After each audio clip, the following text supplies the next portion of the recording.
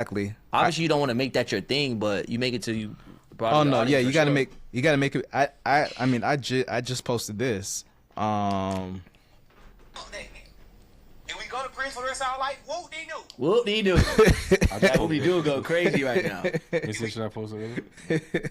I didn't see it. Nah. Oh no, yeah, I did see that. I think that was an AI though. I think that was an AI. They got him, bro. Dan, am I good? Like on the? Oh, you're fixing it. Yeah, just let me know, brother. Brother. Wait, that was crazy. Brother was different. Share this profile. Copy this profile. What did you do? Whoop de doo. Yes, sir. Give me like one more second. Mentees pull up. Oh, they out here. Yeah. Is it playing on the outside? Bro, I put me and my. I don't think it is. Me and my mentee in the group with you. I put me and my mentee in a group with you just in case I'm talking. So just let her. She probably ain't gonna be able to watch anyway, so she gonna be out there. Damn, nigga. Yo, you saved this video without the thing on it, or you just put it? Which one? When I just recorded. When you just recorded. Did I save it? Yeah. But without the J Dinkins clocking it. Send me that too. It's just like. No. Oh damn. But yeah. You started already? Yo, you always do that, bro. That's what you like, bro. That is what I like. I do like the. Whole conversation. Yeah, it's good. So how do y'all know each other again? Mastermind. Masterminds, events, just constantly being in the same room. Investing in ourselves. That's what yeah. You have college educations? Yep. Really? How do you feel about I have a college? bachelor. I'm not a fan. I heard the sigh when you just breathe like that. I'm not a fan. No, if it comes up, I'll talk about it too. Yeah, but I could talk about college. It's to me, I tell you, if you go to college, the best thing you can do is collect as many phone numbers as possible. Yeah. It's great about networking and just becoming an adult and whatever, but as far as the information, Yeah. I don't remember shit, to be honest. Yeah, that's what I tell people. I did pass my classes, though. That's good. You got did you get a degree? Or just Yeah. Bachelor's. bachelor's? Yeah, I'm a business, CPA. So yeah, I went to school on a scholarship playing basketball, but Me I too. always tell people, you play ball? I got dunk D1 on you. scholarship, bro. Where at? UMBC in Maryland. Oh yeah, I know. America East White Conference. and black. I mean black and yellow. Yeah, I went to Texas State, and I finished at DBU. But yeah, I always tell people, I'm like, man. So I'm not a fan of college, but I'm not a fan, but I am a fan. Yeah. I'm not a fan of you like. I don't believe in going into debt in that way, unless you're like a doctor, lawyer, like I think those today type of things. it is definitely not needed. It's definitely It's not needed for just to if you're going to try to figure it out. Yeah. If Yeah. you're Go figure going it to out be a at home. doctor or some shit, then yeah, go to college. But But I think it's the only place. It's the only place where you have this different people from different walks of life that are all there for one reason, is get to whatever the next level is for them. Yeah. You don't have that opportunity ever again in life. Yeah. And so I think that everybody should, if you go to college, like I think you should be in the groups, you should be in the at Everything. the events, For sure. Everything. Yeah. you should be at the games. so I just had this Never conversation with my walk away. daughter. Yeah, go Yeah. ahead. I just had this Fraternities conversation too. with my daughter the other day. Yeah, I said, you go to college, I said the goal is to just go get as many numbers, make as many friends as possible. That's it. That's and what without you need. expecting anything from it. Yeah, just make as many friends as possible. Because these are the people. It's like when you meet somebody. Like there's friends that I have that I will probably never, no matter how much money they make or I make or how successful they get or how successful I get, Yeah.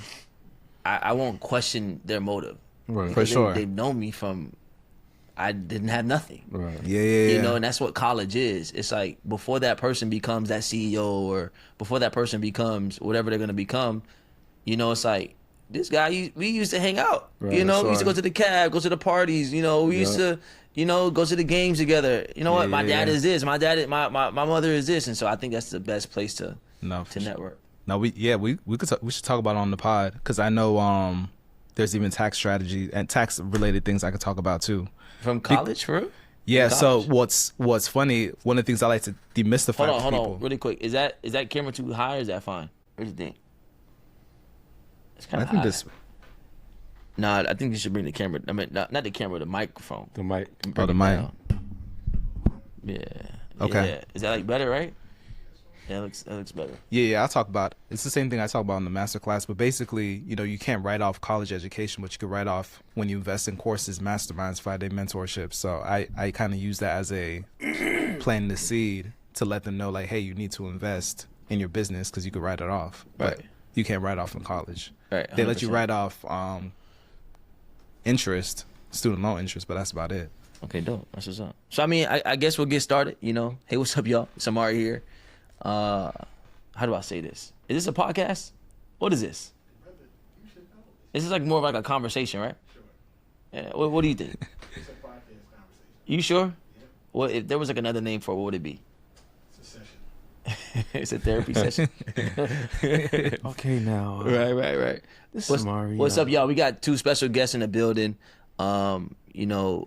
JD, who I've met just recently, and we've kind of just been in touch and Absolutely. have built some rapport, and now we ended up here. It's quick. It's funny how quick things can happen when there is no what do I call it? When it's the only thing that's being exchanged is value, right? And then we have Michel. Yep. Right. I got it right. You got it. Michel just met him today, but that's what happens when you network. When you come together, somebody knows somebody who knows somebody. And I'm sitting here with the first time I'm doing two guests at one time, which is I can't wait for this conversation. So you have two powerful men who are crushing it. One in the tax space, one in the Airbnb space, and they're both entrepreneurs. You guys are both entrepreneurs, businessmen, family men. From what I've seen on the fingers, For sure. Obviously you talk about your family a lot, Absolutely. and that I know, and so I'm excited. So I guess the first thing we can do is just really just introduce yourself, fellas, how you want to introduce yourself, and tell people what it is that you do, and really how you bring value. Yes, sir. And I'm ready to learn, so I got my notepad out, so I'm Absolutely. ready to learn. Let's get busy, man. So for those of you who don't know who I am, my name is JD. Y'all can call me JD. And I basically teach people how to earn money on Airbnb in less than 20 minutes a day without purchasing the property. Less than 20 minutes a day is really important to me because the whole goal for me is when I, earn the money or build the wealth that I wanted to build, it was more important that I had the time to spend with my family. So I love this business because it doesn't require a lot of time and energy, but it still allows me to make the type of money that I make. Super dope. Yeah. So Michel Valbrun, aka Money Making Mitch, certified public accountant, tax strategist, award-winning author, man, and basically I help y'all keep the bag, right? So one of the biggest things, a lot of people are showing you how to make money, but it's not how much you earn, it's how much you keep. So I help you be able to keep more of that so you can build generational wealth. All right, that was good. Oh, I'm gonna snap to that for sure. That clock it. Clock it. So I mean, let's really get into it. I usually have a sequence of how I do this, but it's like, let's just get right into it. So I don't know where it starts, right? So when we're talking about Airbnb and tax planning, what necessarily comes first? If we had to put the two in a package, which one would come first? Well, it would be Airbnb. It'll be, and it will, let me not say it that way. It'll be whatever you choose to build wealth, to start making money. Because, as you're, when I started, I was working a job, right? And then I became an entrepreneur and I started making money. But working a job, I always look forward to tax time because I'm like, I'm going to get this income tax check, $4,000. What? I'm rich, right? But as I started making a lot of money, I realized that it flipped. I had to start paying money back. So it's like you become an entrepreneur, you take these risks, you invest in these things. Like for me, it was the Airbnb space, and I started making all this money. The problem was, it's like now I have a responsibility to pay taxes. But there are people that are legally being able to keep the money that they make. And it's important that when you're working hard, when you're investing in yourself, when you're taking these risks, that the money that you make, that you are actually able to keep it. So, the first thing you're going to have to do is, find a way to build some sort of income, and if you're lucky enough, it'll be passive or semi-passive, which Airbnb can fall in both spaces, to be honest, right? Because the way that I teach it is called Airbnb automation, where they're able to make money off of property that they don't own, which is essentially getting in real estate without buying a property, right? And we put certain systems and apps in place so the business really runs on its own, so it doesn't take a lot of the time and energy. So as you start making this money that's not requiring a lot of time, you need to learn how to save that money or keep that money, and that's what leads up to my brother right here. Yeah. So hold on before we get into that, right? And I asked you this question earlier, but I want to ask it again officially on camera. So my family's in real estate. Yep. We're not necessarily in the Airbnb space, right? Or I know people that are in real estate, but that buy and hold over a period of time. My mom does work with Grant Cardone's wife, Elena Cardone, in the real estate world, they don't necessarily believe in that, right? But then you have somebody like Pace Morby, right, where he's not necessarily buying Airbnbs, but he is buying property subject to, but he's doing like pad split, which could be like a form of Airbnb. So I want to ask you this. People say that Airbnb is dead or dying and it's not long term. What do you have to say about that, and how would you disprove that? Not that you have to prove it or not. No. I think building wealth and making money and getting rich is simple. It's a simple sport that people overcomplicate. The problem is people overthink things, right? And I'll make it as simple as possible, right? There will never be a day where you wake up and say, "Wow, I can't believe it. There's no more land. Wow, I can't believe it. There's no more buildings here." Right. People will always need a place to stay. So Airbnb is never going to be dead because people will always need a place to stay. Therefore, it will always be around. It's never going anywhere. Now, the reason they say Airbnb is dead is because there was an adjustment that happens, right? The only thing constant in this world is change, right? So before, you can just go rent an apartment, put it on Airbnb. You didn't need to do anything. There was no permits involved. The city wasn't involved. Nobody was collecting taxes on it or anything. But now they see how much money people are making in Airbnbs, and what do you think they want to do? They want to make money off of it too. Now, the buildings want to make money. The government wants to make money off of it. So now there's just other things that are in place. So the people that are saying that it's dead, they're just not adapting to the changes. The people that are still winning, like me and all of the students that we have, is that we adapt to the changes. One of the things that we do is we leverage Airbnb friendly buildings, which a lot of people don't like to do. These are buildings that actually partner with Airbnb. So you don't even need to know where they are because they tell you. You don't have to have a clever script. You don't have to worry about getting permission because the building has a partnership with Airbnb. The only challenge is that you have to pay a percentage to that building, which is fine because now at least I'm not sneaking, I'm not doing anything, and I'm getting permission to do it. It's like, hey, you can use my building, just give us a percentage. No problem. As long as it's in a good location where it's going to bring me profits, I'm okay with giving this, this building a percentage of it if they gave me an opportunity to make money. So is Airbnb dead? Will it ever be dead? Is Airbnb dead? No. Will it ever be dead? No, because people will always need a place to stay. If you adapt to the changes, you'll never be left behind. And it's as if it's still a form of somebody renting something, right? And there's always going to be owners, and there's always going to be renters. There's always going to be people that own the thing, and people that are consuming the thing that people own. Absolutely. So that makes sense. Yeah, it's just people overthink things, bro. Now, how much money does it take for somebody to get into Airbnb? Because people. I mean, I think it's like expensive, right? When I look at Airbnb, not saying that. I won't get into it, but when I first heard about Airbnb, I had this preconceived notion that this might be too much for me. Yeah. No. Number one, and I'll circle back to this, but you can get into the Airbnb space without any money and without credit, right? Okay. But let me address the money part because most people want to go and actually get their own property and start making money. It will take on average, I would say, between $3,500 and $7,000 to fully get into a 1-bedroom apartment, meaning that you done got all your furniture, you paid your deposit, you paid your first month rent, you paid everything that you have, everything is up and running, and you're ready to go live on Airbnb. So if you have, or you can come up with a combination of $3,500 to $7,000, you can have your own unit and start making money. And also, please remember that you don't have to have all that money up front, right? That's going to happen over a period of time, right? First, you're going to have to pay like the application fee and the admin fee. And then if you like it, then you're going to have to pay the deposit. And then eventually you're going to have to buy furniture. And then when you actually go and sign your lease, you'll pay the first month rent. So you don't even need all that money up front. Now, to circle back to what I was saying, that you don't need any credit or you don't need any money, is if you do something called co-hosting. This is where you get paid to run other people's Airbnbs for them. So you don't need any credit because there's nothing for you to apply for. The person already has the property.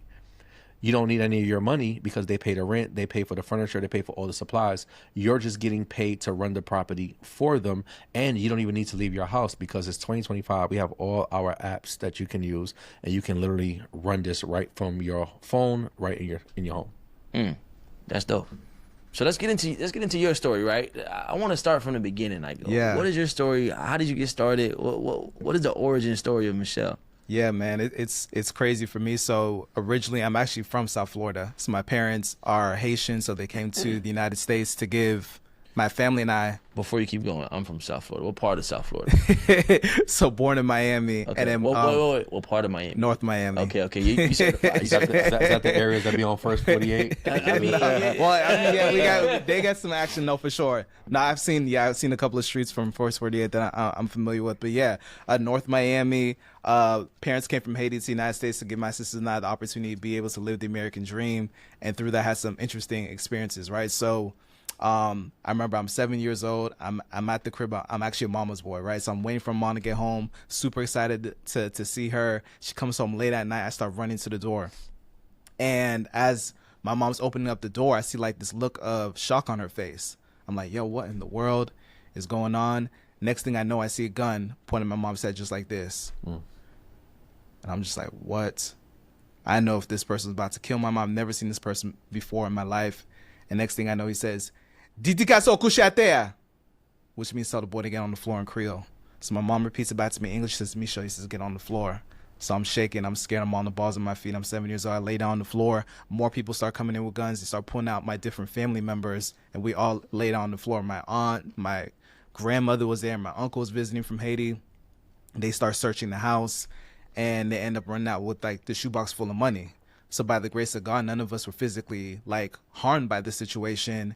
But I found out that there was a shoebox full of money because my dad, one of the things that he was doing, he was doing tax evasion. So he didn't want to pay taxes. So he ended up getting arrested because of that, got kicked out the country because of that. And I pretty much lost all communication with my dad ever since then. So it taught me a really valuable lesson. I was just like, hey, whenever I figure out this money thing, I want to make sure I know how to do so legally and ethically to be able to help the people. So that's why I've been able to do. And that's why it's so important to like let the people know how to be able to do it. So that's pretty much my story. And then from then I kind of evolved and started really studying the tax code. But what's crazy is like I became a CPA, but 90% of the stuff that I know about taxes and how to help people save money on taxes came after I graduated, came after college. So that's why I'm like a huge proponent and a huge advocate of like masterminds and mentorships and just like really invest in myself. So that's my story, bro. That's incredible. Thank How you. how has your story shaped you into what you do now?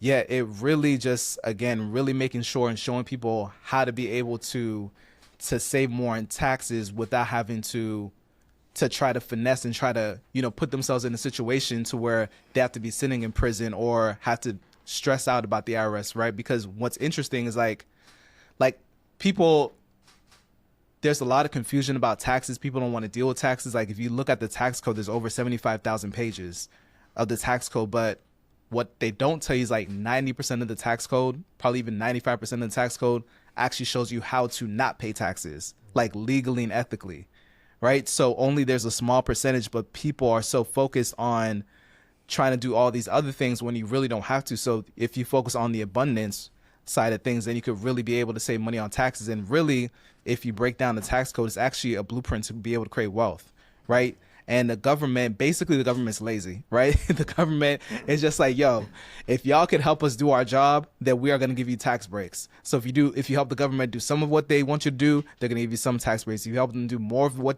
they want you to do, they give you more tax breaks. You do everything they want you to do, then you could be able to live tax free. And that's why you see so many people who are wealthy and have financial success. They're able to save money on taxes. But the crazy thing is you don't have to be wealthy to save money on taxes, right? When it comes down to taxes, some people say like there's tax code, one for the poor, one for the rich. But really when it comes down to it, it's really one for the ignorant and one for the informed. So if you could be informed about the tax code, then you could be able to save money on taxes. So it's just about getting the information. And I say information changes situations. So let me ask you this question, right? When you're talking about the tax code, 95% of the tax code is a blueprint of how not to pay taxes, right? Yep. Give us like an example. Yeah. Give us one example, and then also let's just start with one example. Give us one example. I got you. So one of the biggest ways you can save money on taxes is deductions. All right. So if you just by being a human being, just by being alive, right, the government automatically gives you what's called a standard deduction, right? So for 2025, it's up about 15,750. If you're married, it's about 31,000. So you automatically get a standard deduction. All right. So, but what's really dope is that, again, the tax code is an incentive and it's a blueprint to create wealth. And the tax code favors business owners and entrepreneurs. So if you're a business owner and entrepreneur, you could literally turn your lifestyle into a tax write-off. And now by having a business, by being a business owner or investing into like an Airbnb and getting into real estate, now you're open up to opportunities. So an example of that would be being able to write off travel, right? So the tax code is based on law, right? And I tell people, if you want to change your tax, you have to change the facts of the situation. So, let's say a lot of people love to travel, right? Like, people love to travel. They like to go to Turks and Caicos, Cancun, Dubai, right? Not the Jet2 holiday type of travel, but like, really luxurious if you're really trying to live it up. So one of the things that you want to do is you want to think about, instead of asking, how can I write, if I can write this off, you want to think about, how can I write this off? How can I do this? So the way you do it is by making that trip a business trip. So what's a business trip? A business trip is if you're going to a conference, if you're going to a seminar, if you are looking for property that you wanted to be able to invest in, right? So one of the things that you can do is, let's say, for instance, let's say you're doing something personal, right? Let's say you want to go to Orlando. Maybe you want to take the kids to see Mickey Mouse, or maybe you want to go to Vegas. What happens in Vegas stays in Vegas, all right? But let's say you want to go to Vegas or do something on the weekend. One of the things I recommend doing is on a Friday and a Monday, if you could do something business related, then you could be able to write off that trip, right? Or be able to write off more of that trip. So you're able to write off that weekend. So what do I mean by that? You could write off the flight now, you can write off the hotel, you can write off the meals, you can write off all these different things that you want to be able to write off before, just because it's considered business. So, and the same thing with international. What's really dope is that there's a loophole that if you travel internationally for less than 7 days, if you do 1 day of business, that whole trip is now a tax write-off. Now, those are amazing points. Now, how can you save money from Airbnb?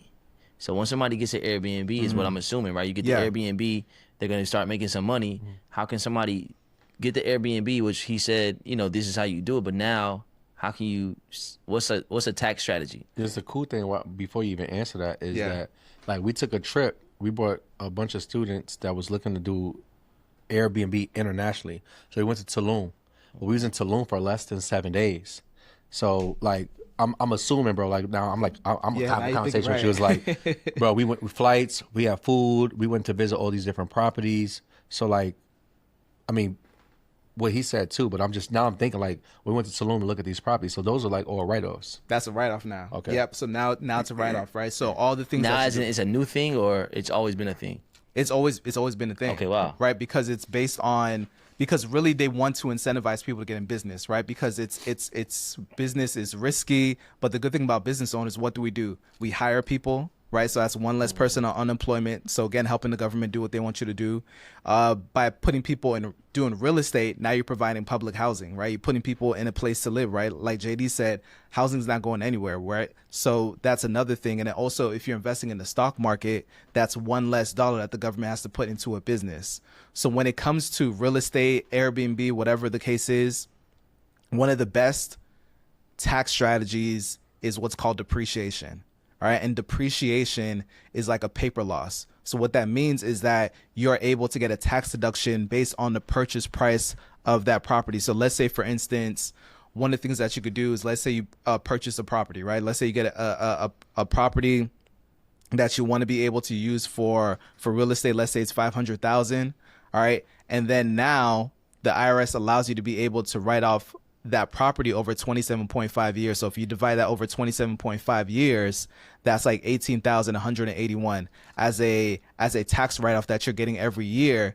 And let's say you have that property. Let's say you let's say you're able to get that property.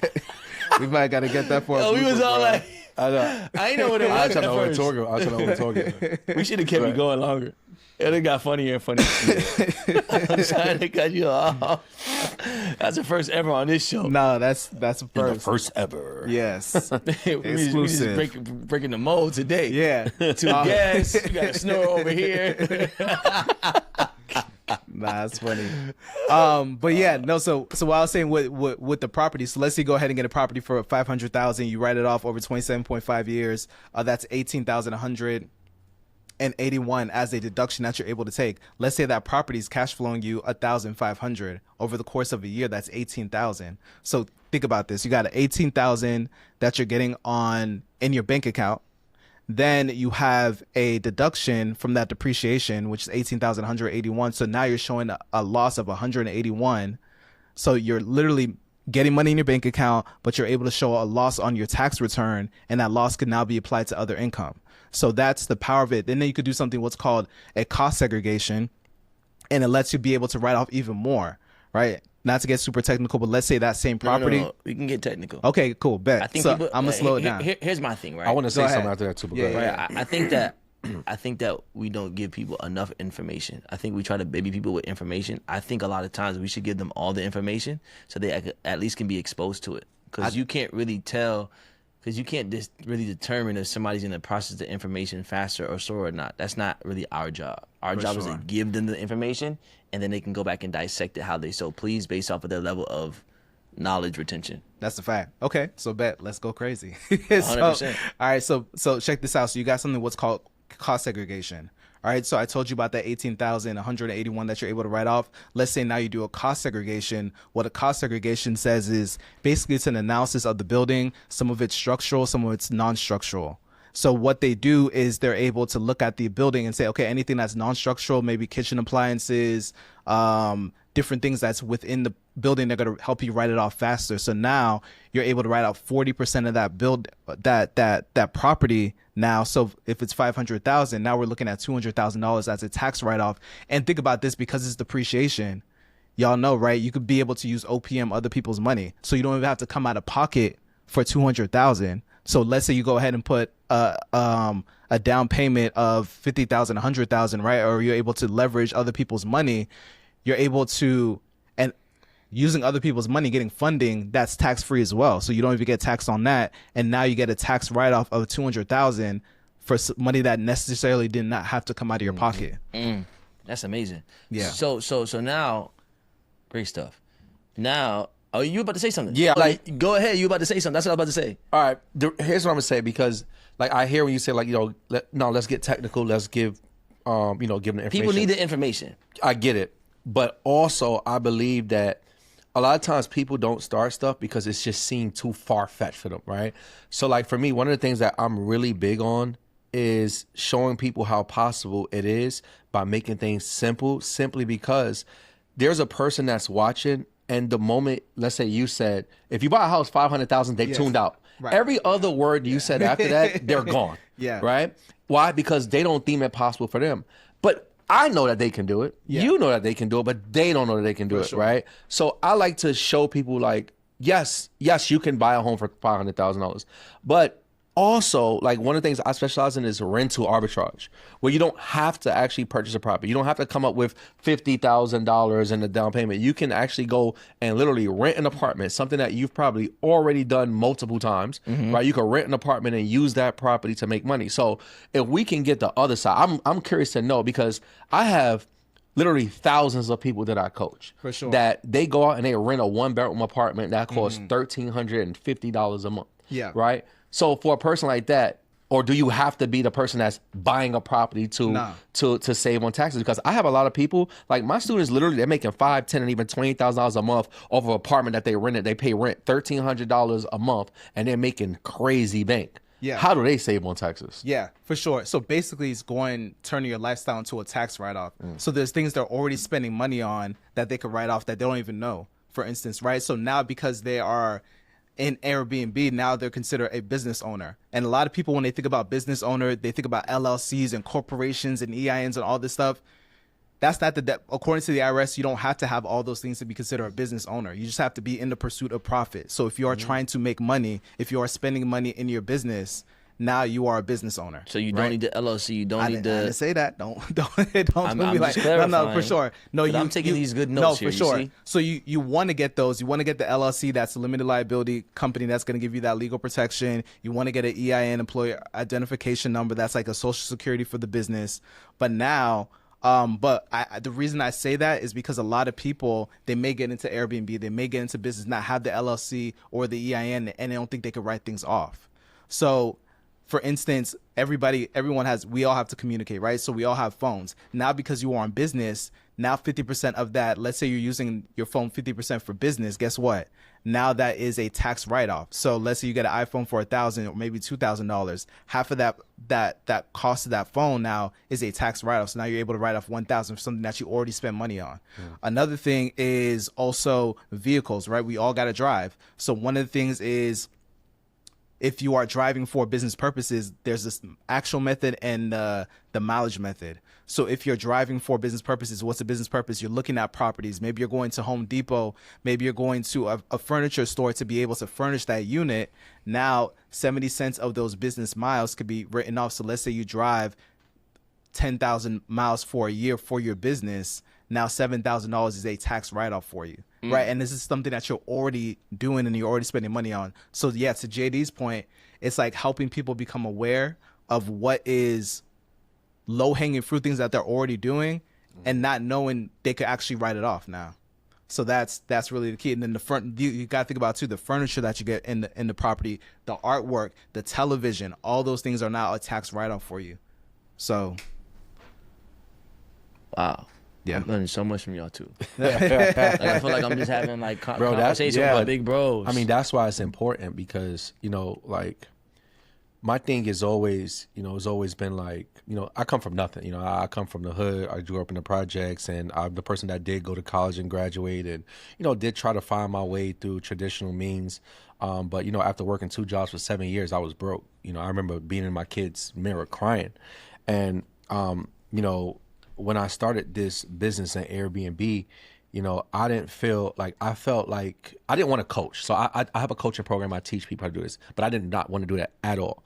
But I came to a point where I felt like it was something God was calling me to. It was like, how could you go through all these years of trying to figure this thing out? I give you something, I put something in front of you, and it actually changes your life, and you don't go share it with people, right? So for me, it's just like, I always think of like, how can we really like educate people on how to not really just transform their lives, but just like thrive. And one of those things is like, okay, cool, we're not used to making this type of money, right? And now that you are starting these businesses, you're getting access to funding, you're investing in things, you're getting Airbnbs, it's like, okay, well, what's next? Well, now that you're making this money, you're going to have to pay taxes. Like, you're making a lot of money. You're not receiving money on tax time.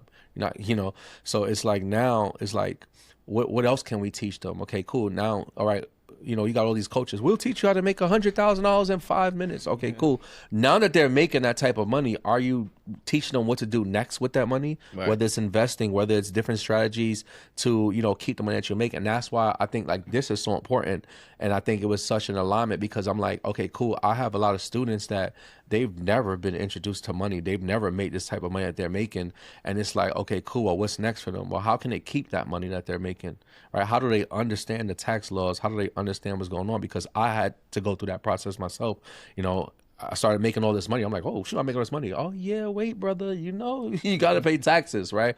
Oh, really? Okay, cool. What I got to do? So, for me, like, the alignment was there because we both, it's like, now it's like, yes, we're teaching people how to change their life, how to access money that they've never been able to make before.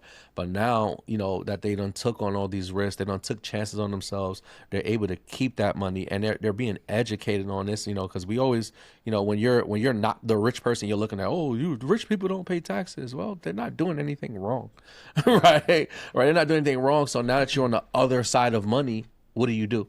Right. And this is why these conversations are important. But that's why it's also important to me. Like I said to you, it's like, yes, we can talk about buying the $500,000 home. We can talk about all that. But at the same time, we need to talk about the person that just went out and they had enough money to rent an apartment, but now they're still thriving. 1,000%. Okay. So I want to get into this, right? Because you talking about, people getting into Airbnbs. I'm starting from scratch. I don't know nothing that's happening. Mm-hmm. But you're like, hey, Amari. I'm like, yo, JD, I want to get into this space. I do not know what I'm doing. So people can know. And we want to give like real facts and no fluff on here. For sure. A little bit of fluff.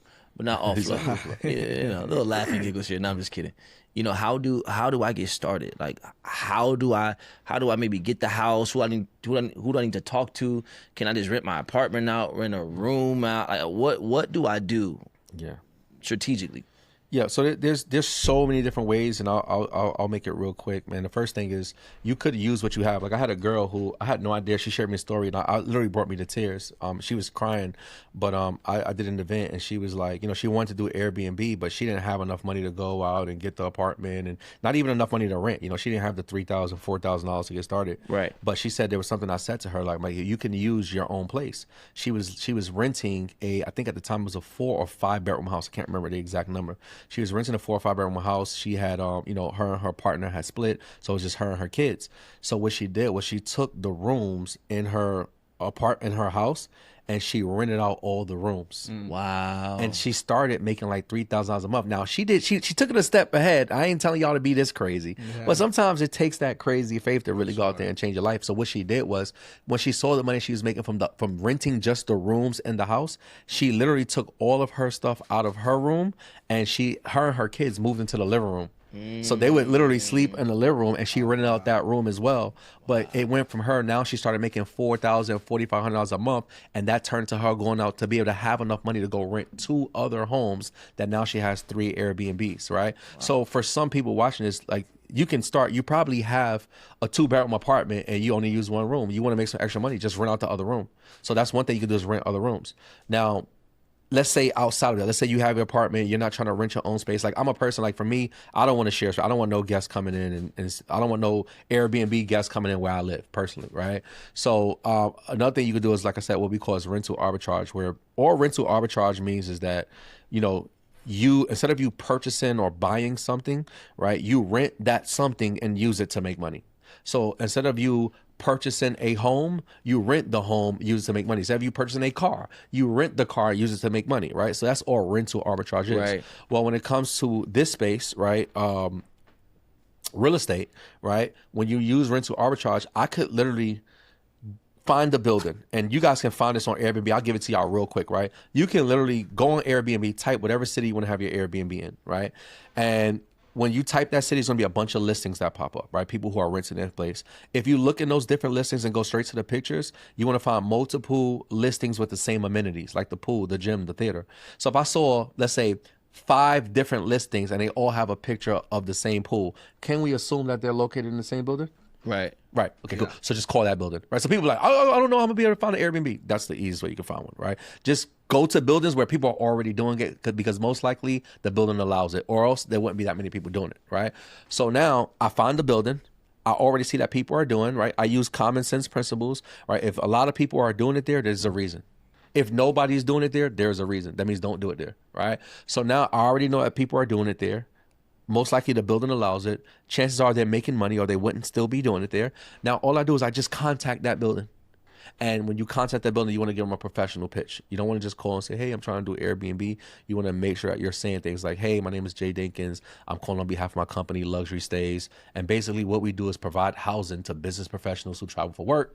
One of my good friends, Amari, told me about your building, so it came highly recommended. I wanted to reach out and see if you had any units available for those purposes at this time. Right. Remember, life is not what you say; it's about how you say it. The language matters. Right. So I just gave him a professional pitch. So all it is this, bro. It's number one, finding buildings that allow people to rent apartments and use it to make money, like by leveraging platforms like Airbnb, Vrbo, Booking.com. Once you find a building, you want to make sure it's profitable. Okay. And then you want to just contact the building, let them know what you're going to do. Right, that's why we say use a professional pitch, because you want to get permission. Once you do that, you just put furniture in it, bro. And you can do that from Amazon, Wayfair, like Walmart. We just order furniture online to the place, put the furniture up, list on Airbnb, you good to go. Right, so that's literally the steps in a matter of like 3 minutes of what you do. Now obviously there's other things in between that you're going to learn to, increase the amount of profits that you make, to make it smoother, to make sure you're choosing areas where you're going to make more money. But all in all, that's all Airbnb is, bro. It's every single one, regardless of who you are. I don't even have to know you to know that you can be successful doing this business. There's not a person in this world that can't be successful doing Airbnb. Every single person can start. And I don't care if you don't have $1 to your name, you can start an Airbnb. Let me ask you this question, right? Just to kind of expound on that. What's the most amount of money somebody can make doing what it is that you do in the Airbnb space? What have you seen? What have you experienced? What do you know? Well, me and my wife, we started out renting 2 apartments. It turned into us making over $1 million in 2 years off of 12 apartments that we don't own, You right? made $1 million in how long?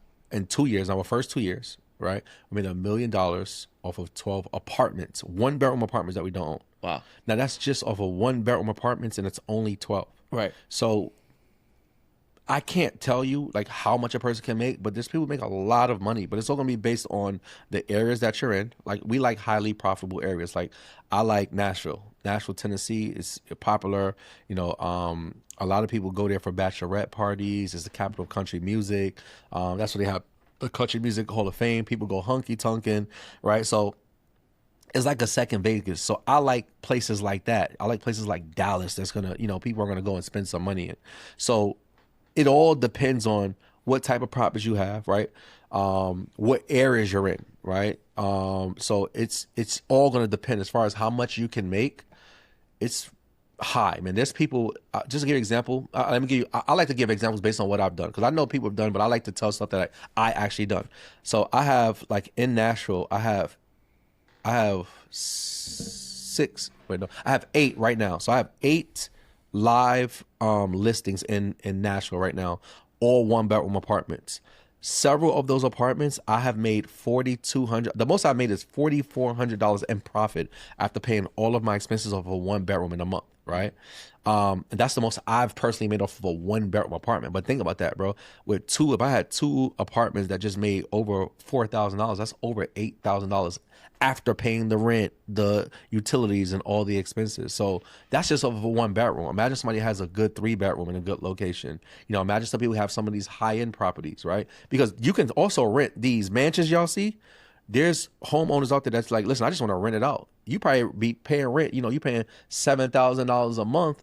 And now, but you can charge, you know, $7,000 a night, you know, and you might just only get it booked on the weekends and you're killing it. So it just really depends on the size of the property, the style of the property, but more important is location. Just like in traditional real estate, they say location, location, location, right? So there's so many different factors, but just off of a 1-bedroom apartment, you know, I have units that make $700 a month in profit. I have units that make over $3,000, $4,000 a month in profit.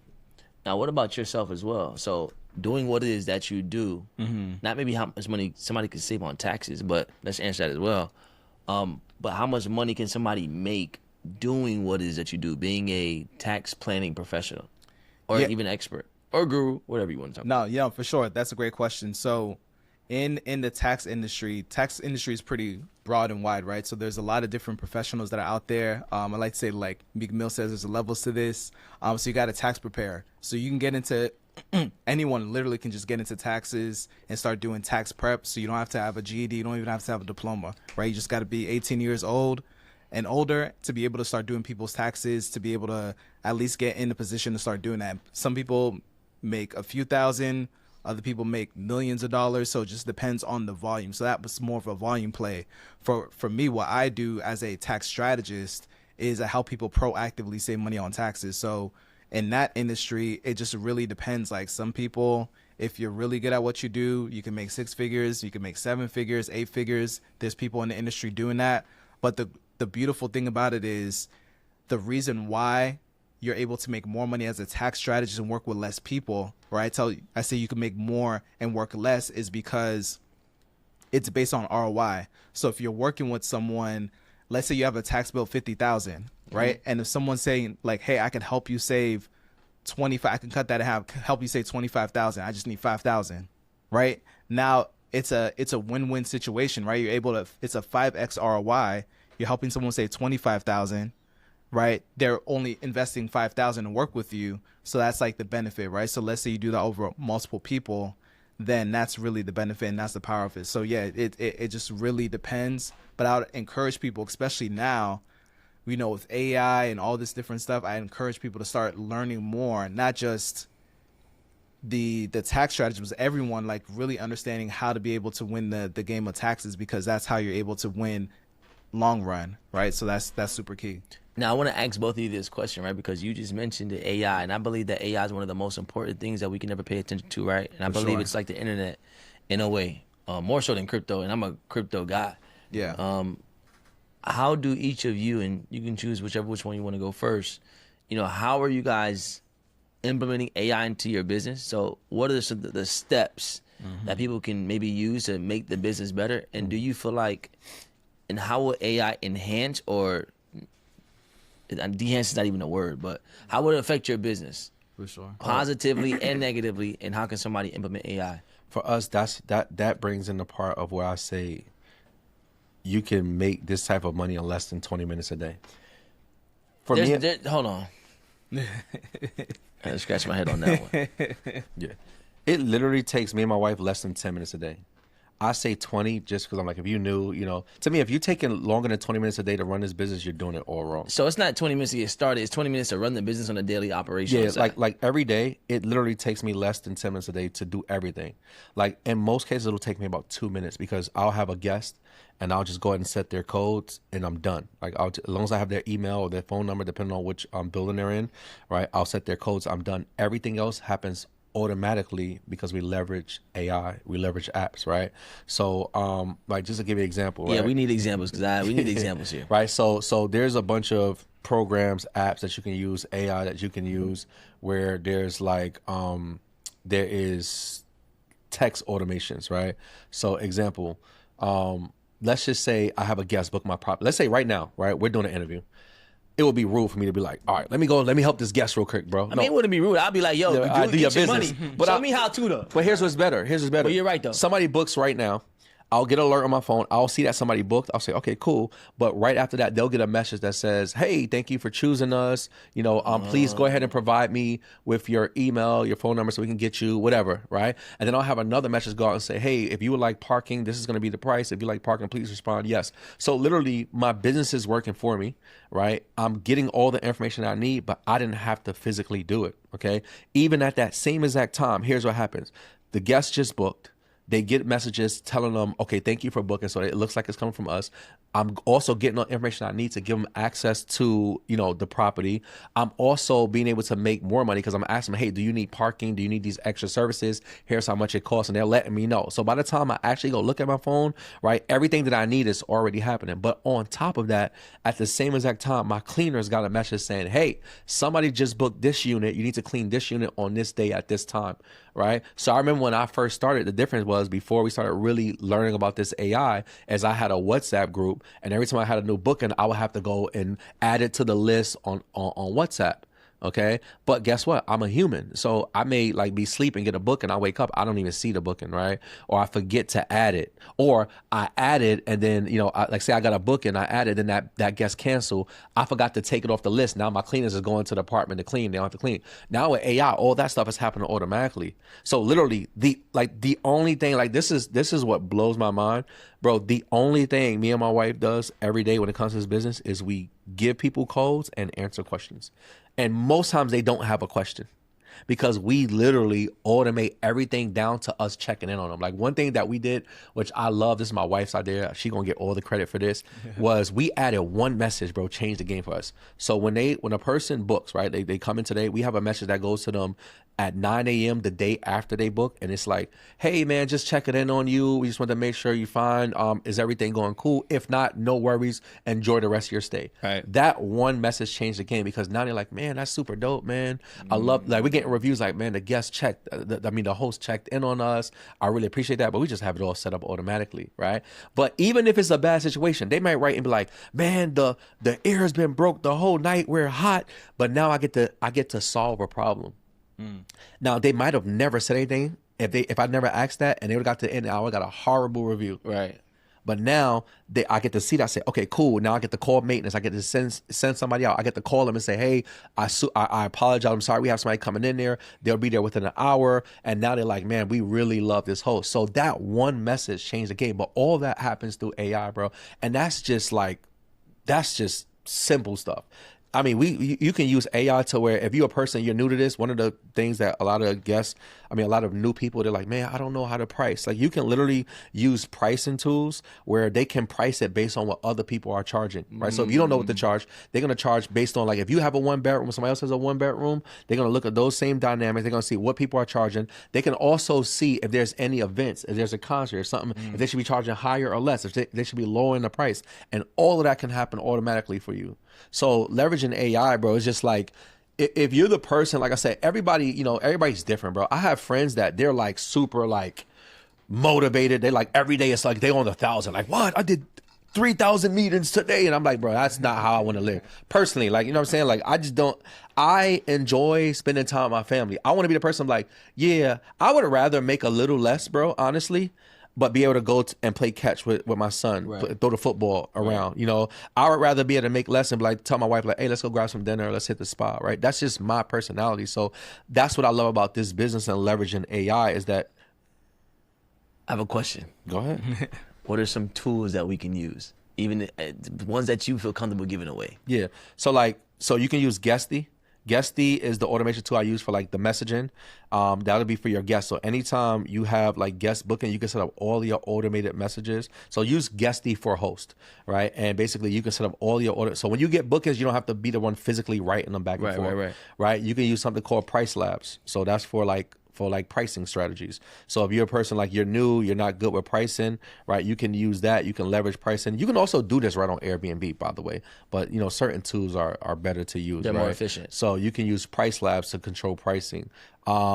You can use smart locks. So one of the things, like I was in Dubai speaking at this event like 2 years ago. I had a guest checking in Texas. I was able to go on my phone, click one button and let them into the property. Wow. I'm in Dubai, they're in Texas, right? So we use a smart lock called Yale by August, right? There's a lot of smart locks out there. You just want to be able to, you want to make sure when you look at these smart locks that you can control it remotely. Basically, you can control it from your phone. You can set different codes, right? So that's just like, those are just like some simple tools. Like if you want to take it a step further, you can use something called Turno, right? Turno. You go to turno.com and you can literally automate your cleaners where they have a system so where every time you get bookings, your cleaners are automatically alerted. Now, I also told you that you can do that through Guesty as well. But these are like those four, like just giving you those 4 things, like your business, you'll have an Airbnb. Let's think about this, right? You can have an Airbnb. I'm going to give you 2 things. You can have an Airbnb, basically an apartment that you rented that you didn't have to come up with tens of thousands of dollars to purchase. You don't have to take on any of the risk. You can have an apartment that you rented that's literally running on autopilot. It's taking you less than 10 minutes a day to run it, and you're making $5, $10, $20,000 a month off of these properties, depending on how many properties you have. You could also, like, just think about this is crazy. I know some people looking at it like, I don't think that's what. Yes, it is, right? You could literally become a co-host, right? So Michel has a property. He been saving all this money on his taxes. He's like, man, I'm saving so much money on my taxes. I gotta invest in something. So he go on. He said, man, I could save money. I'm gonna go buy me this nice house. He go buy his house. But he said, listen, I'm too busy doing what I'm doing. But JD, can you co-host this for me? I say, okay, cool. Now I take on the responsibility of making sure everything happens. Like make sure the cleaners are there, making sure the guests get answers, making sure we have the right supplies in there. But he gives me over the property. Say, hey JD, I'm gonna pay you 20% of whatever I make. I say, thank you. Soon as you say that, I go and put all these apps in place. And now I'm literally making money off of property that I don't own. I'm just running it for them. But really, I put all of the operations onto all of these apps that I'm leveraging. And I'm home on my phone just looking at it like this. He could be doing the same exact thing in less than 10 minutes a day. But guess what? He don't know. So guess what? I automate it and now I get paid. What if I did that for 10 properties? And you're making money off of properties that you don't own. You didn't use your credit, because it was your property. I didn't have to apply for it. Right. I didn't use any of my money. You got all the furniture. You pay for all the supplies, right? You're just paying me to run it for you, but I'm leveraging AI and I'm leveraging all these tools to make money. People have no idea, bro, how much money they can make. Wow. But the thing is that people will tell themselves is because of the things that they put in their head that they can't do it, right? They count themselves out instead of getting informed. And that's the importance of coaching. That's the importance of mentorship. It's finding somebody who can see something that you can't see. See, you think you're out. You can't do it because your credit, is not good or your money's not good. I don't like to say credit is bad or you broke. I should say like don't say you broke, y'all. Say your money's in transition. Like it's on the way. It's on its way. Hold on, Right? write that one down. It's on its way. Like it ain't here yet. transition. And like, hey, you want to go out to brunch with us? Hey, no, I ain't really. My money's in transition. What you mean? Well, I ain't got it right now, but it's on its way. Right? So for people that's like in those kind of situations, bro, they automatically count themselves out. But if they just tapped into some sort of coaching, some sort of mentorship, right? As one of my mentors would say, the thinking that outthinks you. If they just tapped into that, they would realize, oh, I could do this, and start here. Right. Just get paid to run other people's properties, use that money, then go get your own properties. And you still don't even have to purchase it. You can rent it, bro. Crazy. That I was thinking literally it's so crazy how, and that's the power of masterminds and mentorships, because without even speaking, we're literally thinking the same thing. And when you brought up the question about AI, overall, I would say for everybody, AI makes things more efficient. It helps with your workflow, but a lot of people think they can get all the information on AI, right? Without investing in a coach, without investing in someone to help them see what they can't see. And I like to take it a step further and help them seize what they currently can't seize by themselves. So that's the power of being able. So yeah, it's powerful to help you with your workflow, make things easier, but don't over rely on thinking that you're going to get all the information and everything that you need just by utilizing AI and not actually working with someone who's actually been in the trenches, actually knows what they're doing, and can basically help you get less bumps along the way on that journey. I do want to ask you how, because I've been hearing a lot of people saying about tax planning, right? It's like you can kind of do it yourself through AI, right? And I don't know if that's true or not. I'm sure you can do it to a certain extent, but you do have knowledge. So you as a knowledgeable individual, how are you leveraging AI to make it more efficient for you while also leveraging the knowledge that you already have? For sure. So with the AI, again, it just makes And maybe what tools are you using as well? Yeah. So ChatGPT does a lot. So really? It really, ChatGPT can handle a lot of, at least on my end, as far as workflow is concerned.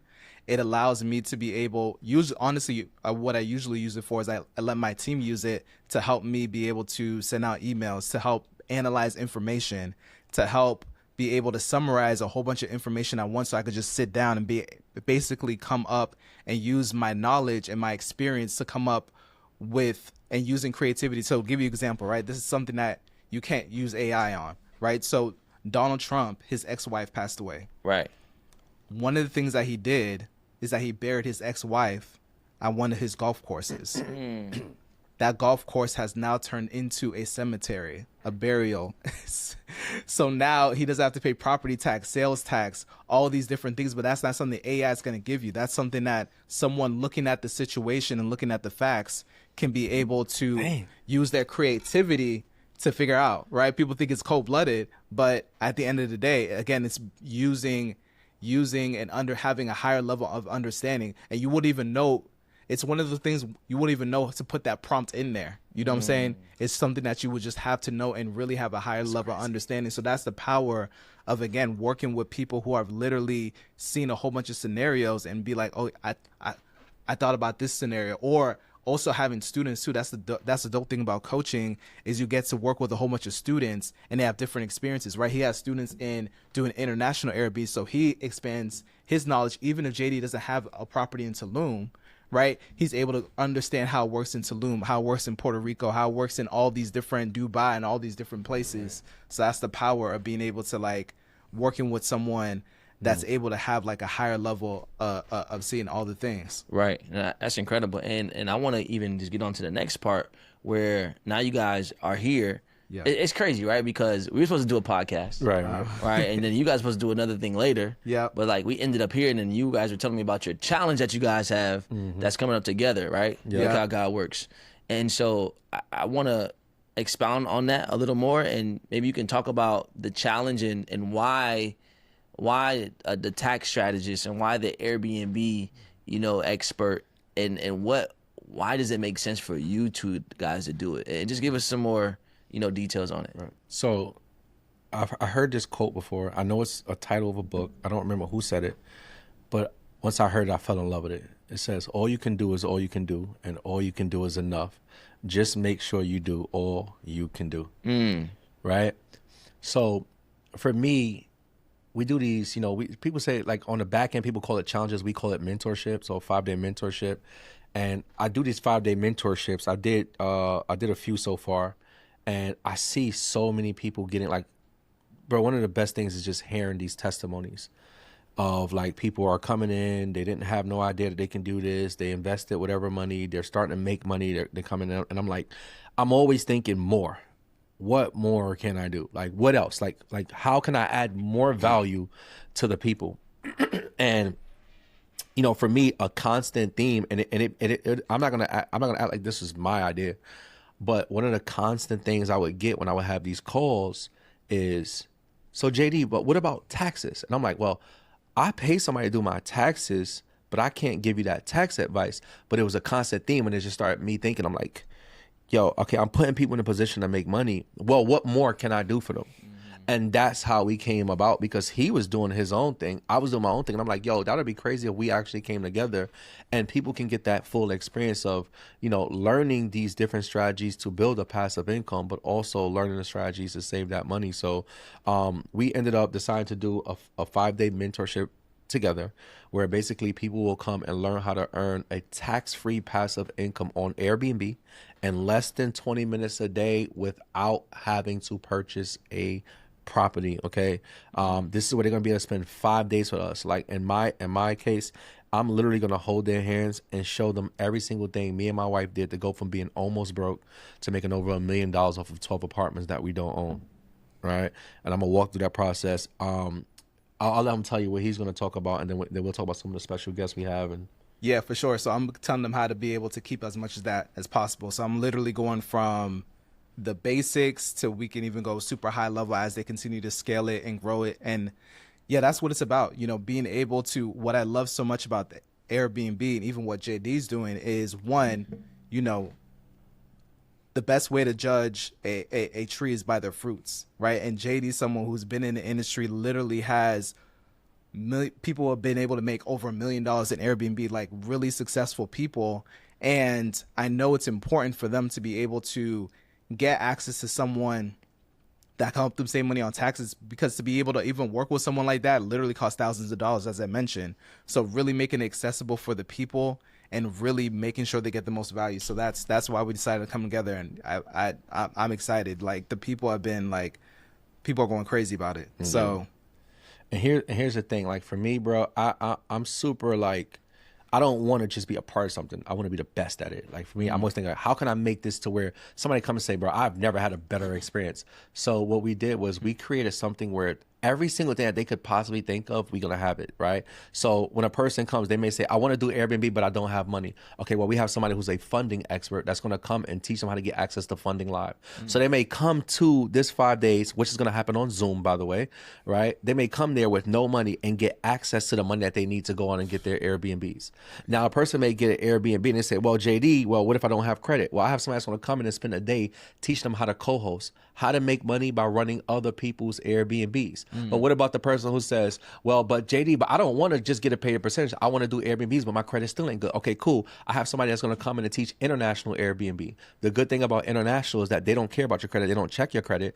And all of the properties already come with furniture. Okay. What about the person who comes and says, well, JD, I don't, I really want to do this, but what if I can't find a property? I have somebody who's coming in that partnered with me. They have a whole company that basically they're going to get this property acquisition team that literally helps them find properties. Like they can go online and find, let's say 20 listings on Zillow, provide it to the team, and then our team will contact them for them. So I'm gonna have somebody on the 5-day mentorship come on and teach that. We also understand the importance of business is what? Mindset. So we have a millionaire mindset coach that's going to come and spend 5 days with them, just giving them the mindset of a millionaire. So like when I tell you, there's no better experience than this, because I'm not just coming teaching you Airbnb. We're giving you the whole process, and every single challenge you think you have, we're going to give you a solution to that, all the way down to, now that I'm making all this money, how do I keep it? Here we go, bro. Wow, that's incredible. yeah. Man, fellas, listen, so I just got to say this. You know, I learned a lot. I really was taking notes. And if you didn't know what I was doing here, one of the things that I was doing, I was taking ChatGPT and I was just pressing play on the thing so I can, formulate some questions. But now I'm going to go back and I'm going to say, hey, look, I need you to put this together for me so I can kind of do some studying. And obviously I'm going to rewatch the episode. So I just want to say thank you guys for coming, man. And, this is something that, You know, I think you asked me earlier, why did I start this? And I didn't tell you, I left out one of the reasons, and one of the reasons is so I can learn.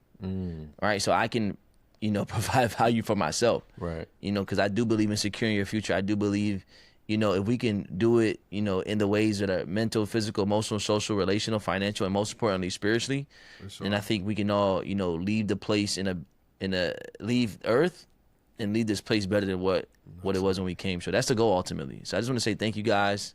But we want to do something really special. Yeah, for let's your do it. Let's do it. audience Let's do it. Because we want to make this. We could easily charge like thousands of dollars for this thing. With all the information, thinking about being able to make an extra 5,000, 10,000, 20,000, and be able to do it tax free. But we want to do something really special for your audience. So JD, he literally mastermind said, let's go ahead and do something special for the people. So go ahead and let them know what we got. Yeah, so we said, like, what can we do for them now, and really just, I told you, bro, before we started, I was like, bro, I really love, like, what you're doing it, and I just respect it. So one thing we want to do is we want to give you something that you can access now, which is a free Airbnb ebook bundle. Okay. We'll have access to that, and then also a free tax ebook as well, right? So we're going to give you access to that, and then also what we did was we was thinking about doing, like, a discount. I was like, bro, let's just give it to them for free. So what we're going to do is for anybody who's watching this, right, I'm gonna give them instructions. We're gonna not only give them the Airbnb ebook bundle, the tax ebook, we're gonna also give them a free ticket to our next 5-day event. So if they want to come on Zoom and watch it from their home and just kind of like spend 5 days with us and experience everything I just talked about, they're gonna get it. So here's what I'm gonna give to you guys, ladies and gentlemen. Here's how you're gonna access the free ebooks and the free 5 days. So here's all I want you to do. You're gonna text the word BNB, right? BNB. You're going to text that to the phone number 618-469-0404. We'll shoot you over the Airbnb ebooks. We'll shoot you over the tax ebooks. And then I'm going to give you a special code that not only you can, but you can also invite a friend with you to come and experience this 5-day mentorship with us for free. Wow. Let's go! Yes, indeed. There you go. Yes, sirski. Clock that. Yeah. So I just want to say thank you again, man, fellas. Appreciate you guys. Yes, Sure. Thank you so absolutely, much.